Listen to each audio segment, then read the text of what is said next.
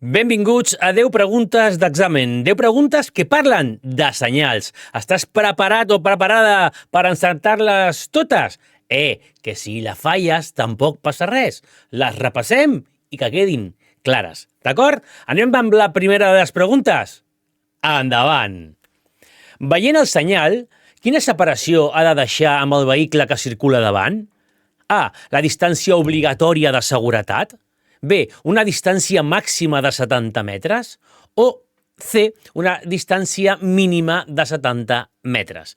Aquest senyal és el senyal de separació mínima. Això què vol dir? Efectivament, que donarem com correcta la C. D'acord? És un senyal de separació mínima. En concret, 70 metres.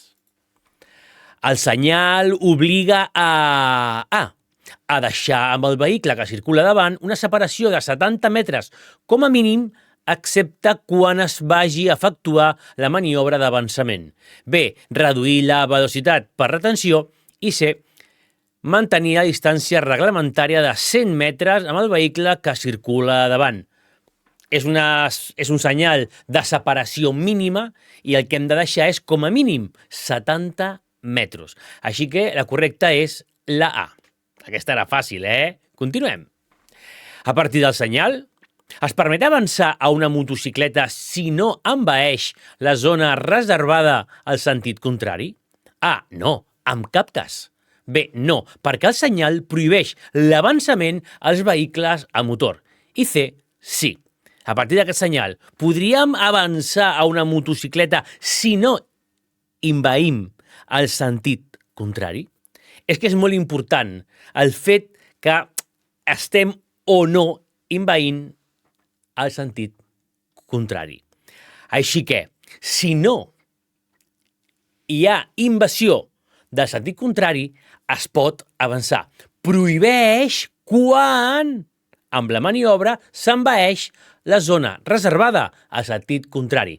Així que direm que sí que pot avançar a la motocicleta sempre que no s'envaeixi al sentit contrari.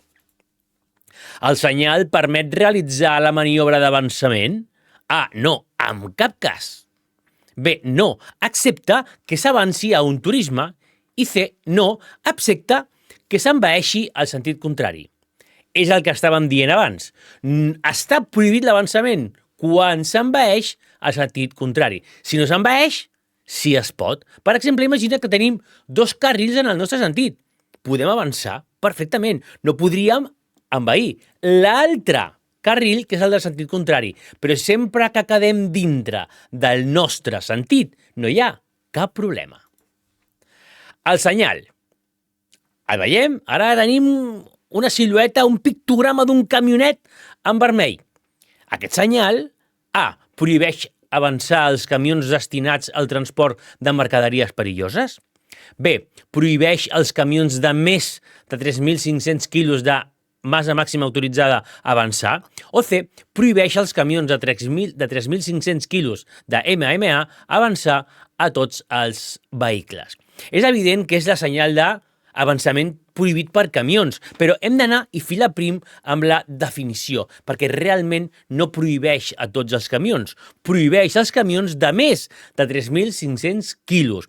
És a dir, podem descartar la A, per exemple, perquè diu prohibeix avançar els camions, vale? A més, es diu de transport de mercaderies perilloses, res a veure. Ens quedem amb la de B. Prohibeix els camions de més de 3.500 quilos avançar. I la C.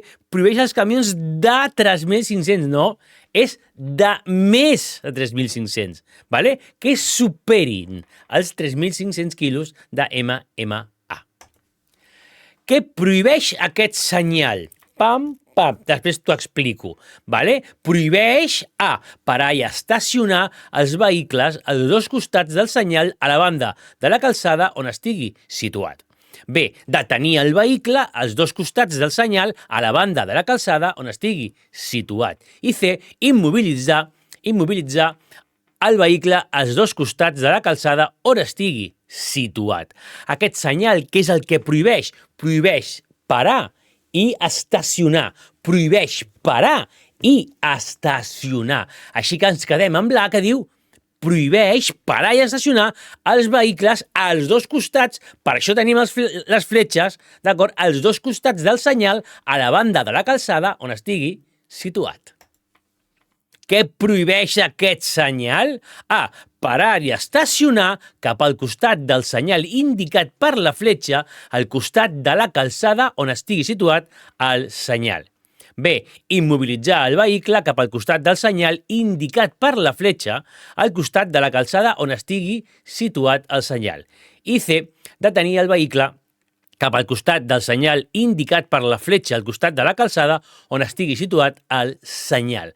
Aquest senyal prohibeix parar i estacionar. És a dir, descartem la B i la C que diuen que prohibeix immobilitzar el vehicle, prohibeix la parada i l'estacionament, no prohibeix la detenció, que seria un altre tipus d'immobilització.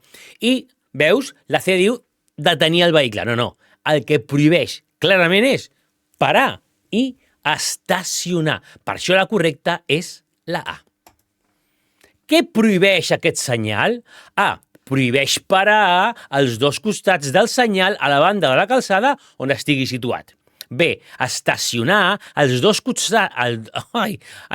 Estacionar als dos costats del senyal a la banda de la calçada on estigui situat. I C.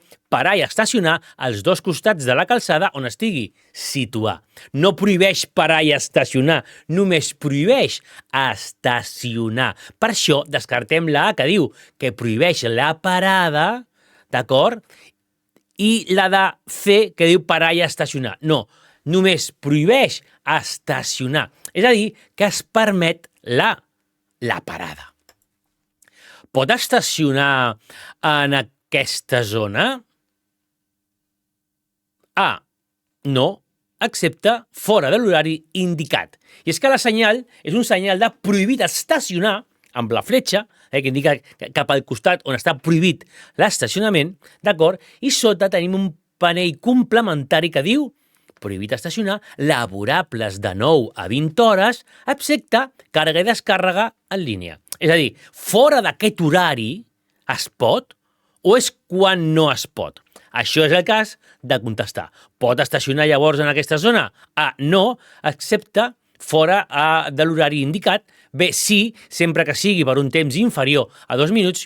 I C. Sí, si existeix espai suficient per a la càrrega i la descàrrega.